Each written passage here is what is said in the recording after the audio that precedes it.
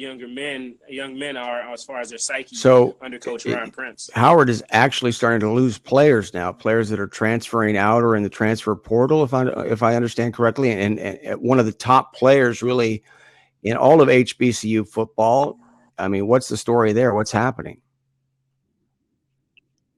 Yeah, so right before I dropped the story on Wednesday, on Tuesday, Caylin Newton, who's the younger brother of Cam Newton, he's the guy who led Howard to their big win over UNLV a couple years ago, one of the biggest upset in college sports ever. As a freshman in his first game, last year he was the MEAC Offensive Player of the Year. Was expected to be a Peyton Award candidate in the FCS. Had been off to kind of a slow start under Coach Prince. He was under Coach Mike London his first couple years in their high-powered offense. Things were starting slow, and then Thursday, there started to be some rumblings that maybe he wasn't going to be at Howard, or he would be stepping away from the team. Friday, the report came out, and then Tuesday, he confirmed it. And, I think ESPN did some articles after hours talking to Caylin about his future. And talking to Cecil Newton, of course, the father of Caylin. And, he spoke very glowingly of the athletic director as well as the president of the school. He wouldn't say much about Ryan Prince. And so,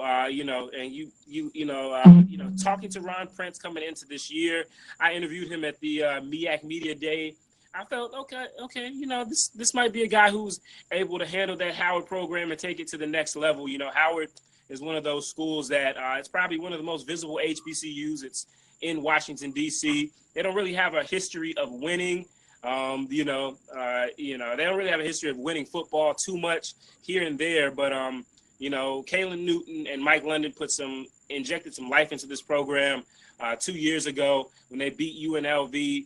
And there were hopes that they would maybe make that run to the Celebration Bowl, the big-time bowl game that ESPN has. So, it's a big blow losing him. Not only was he great on the field, but he was a great ambassador for Howard and HBCUs as well. HBCUs, used to have the first crack at a lot of the great talent in the African-American community, and that's long since not been the case. But Caylin was a guy who maybe a little bit overlooked, maybe a little bit undersized. He came in and led them to a win over an FBS school early, and they're thinking, hey, maybe we got something here. And he's, he's just really the quintessential Howard guy, academics, good looking, all of that stuff. And to lose him, I think that maybe opened up some eyes to some people, or at least maybe they would consider it a little bit more. Because, he basically had the campus and the HBCU world in his hands, and he decided to leave after, just a couple games. That really speaks volumes. We're visiting with Stephen Gaither of HBCU Gameday.